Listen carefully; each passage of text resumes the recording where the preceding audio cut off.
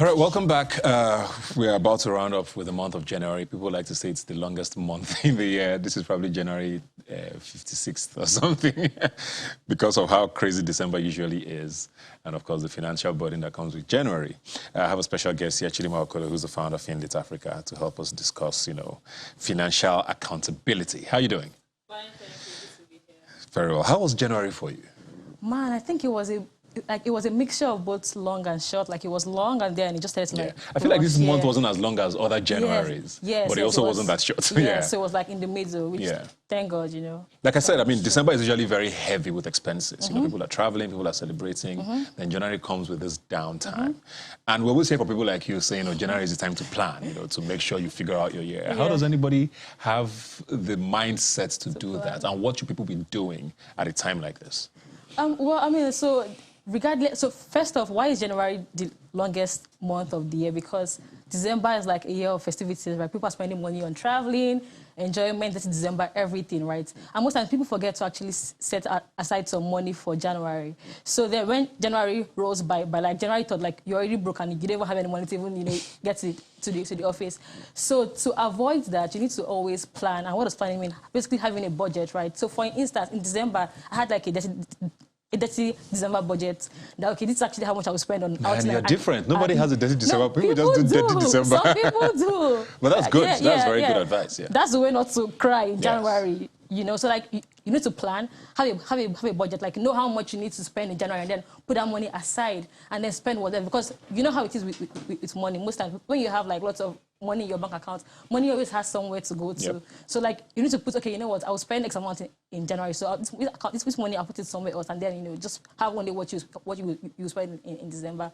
But I think aside that as well, like just planning as well. So you should know how much you normally spend in a month on your living expenses. So on an average, how much do you spend on tea fare, on food, on shelter, on clothes, And then so when you have that amount in your head, then you can plan for the year ahead or like for the month ahead. So let's say maybe you earn X amount of money and then you say, okay, I spend Y amount. So when you know that, like then you know how to kind of like arrange your spending compared to when you don't even know how much you spend or how much you earn. And then you just, swiping your card every day, and then before you know, by like the 15th, like you're already out of, you're on very true. Ground zero. Yeah. So I think like just planning by having a budget, by having a budget is actually super important. Yeah, I hear you, but I feel like a lot of people who are watching now are going to be wondering. This is a country where we're hearing, that poverty, number of people in poverty is close to over 90 million people. The others who are not on that line a lot of us are living hand to mouth, So planning is not something a lot of Nigerians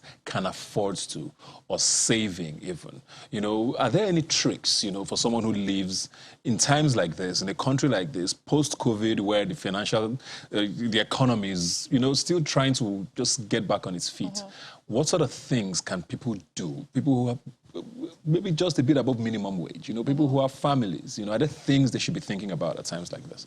Yeah, so I think it's important to say that when it comes to saving, it's not really about how much you save, it's about the habit of saving, right? So because you know what they say, the way you spend 1K is the way you spend 1 million naira, even $1 million, right? So if you don't form the habit of saving something aside, no matter how small, then when you start, like when you have like lots of money, you still wouldn't be able to save. And that's why like you see people that win lottery today and then by tomorrow like they're broke because they've not formed the habit of saving money. Yes. And so when it comes to saving, like there's no amount to save. It just depends on you.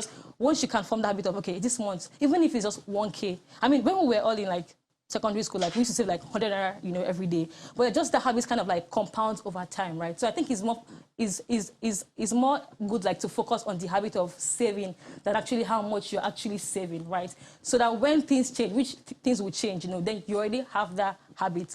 I think also just even if you're earning below minimum wage or you're earning like really small amounts, I think when you plan as well, you would see that there's some gaps where money is actually living. For instance, like you might be let's say buying chips every day. You don't know how much you're spending on chips, but like when you compound on a monthly basis, you see that you're spending like almost maybe 5K on chips, And so I think when you track, if you cannot watch what you don't track, right? So when you track your expenses every single day, like it kind of like shows you, okay, areas where you need to cut and then, adjust to your budget. So again, it goes back to planning, having your budget and also just tracking your daily expenses. But regardless, even if it is something small, because life has so much emergencies. Like, you don't know when something bad will come. And like they say in Nigeria, like, you're only one sickness away from poverty. Yep. So you don't want to be caught unaware. Like, even when COVID first hits and many people lost their jobs, people that were well-to-do, because they do not have any savings, you know, they couldn't really see themselves through. So I feel like savings is very critical. Like, it's not like, it's a need to have. Like, it's not an option. You need to have savings. Yeah. Unless, you know, one day when stuff happens, then, you know, you'll be saying, had I known. Yeah. This online fintech space now is getting very interesting. And a lot of young people are very excited about, you know, you hear NFT today, cryptocurrency tomorrow, all of there's so much, the language is confusing for a lot of people. There's people who are also having like FOMO, like they are wondering, I want to get into this thing, but I don't understand how to get into it. Also, can I get into it with my, like you said, 1,000 naira? Does it make sense? Am I going to make any money from this thing if I don't put in enough money? And if I put in too much money, what if I lose it? You know, it's a space that a lot of people are still not very comfortable about or knowledgeable about, you know. How does someone who has no idea, you know, how to get into the space, what do they do? Who do they speak to? What should they start with, if at all? I mean, so fintech now is very interesting. Like, there's so many things. Like, even for people that are in the space, it keeps changing. Like, you know, and things are changing very fast. But I mean, and we are actually all learning because, you know, every day is actually evolving. But I think like how I have gone about it is to do my own research. Like, so they always say DYOR, do your own research, right? There are lots of free YouTube videos that you can watch on, from crypto to NFTs to metaverse, every single thing. There are free videos that you can watch online, you know. I think when you start from there, you know, then you kind of like understand, okay, what is it about. And it's always important to actually learn, like, it's like to learn what you're actually going to invest in before actually investing your money. So I cannot so I can't overemphasize like the need to actually do that research and understand that first before even going into it. I think also just knowing that it's also like a long-term play, because it's mostly still just speculation. Nobody knows where it's going to go. I mean, Facebook changed their name to Meta last year.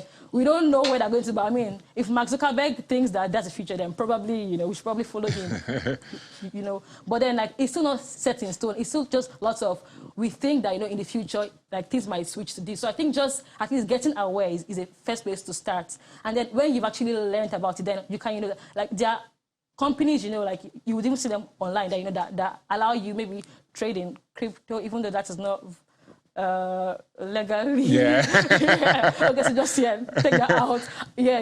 But I mean, like, there are companies online that, you know, that allow you with, like, maybe like with small amount of money, like you can buy like small pieces of, like, or small tokens of this thing. But I think it's also a space that is actually very specialized. So you need to do your research first of all. Like, that's like, it's super important so that you don't lose money. And also just think about it like a long-term play. It's not like a get-rich-quick scheme. Yeah. So if you go in with that mindset, okay, you know what, I want to go and make my money, like 2x my money by next month, you might end up losing money because then you even probably go for the wrong thing, right? So most people that buy NFTs today, like, they're buying it for, like, to speculate that, okay, you know what, in the next 4 years or 5 years, this thing will have more value.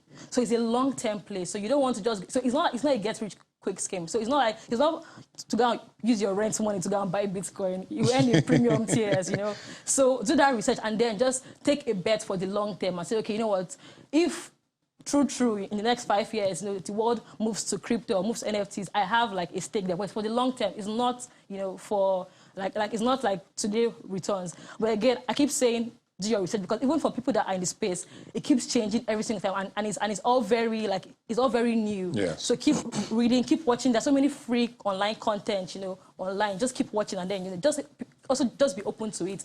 Don't be like, oh yeah, like, what are they saying? Because that's actually how, you know, we got here. TV, phones, you know. So just be open to that change, and just be open, and then just say, okay, how can I even learn, at least, so that when people are talking, I can also speak as well. Yeah. So that's the approach that I would take towards it. Very, very good advice there. Do your own research. I think is very, very important. Thank you very much, Chidinma, Okoli, and hope you come again soon when we invite you. Thank you.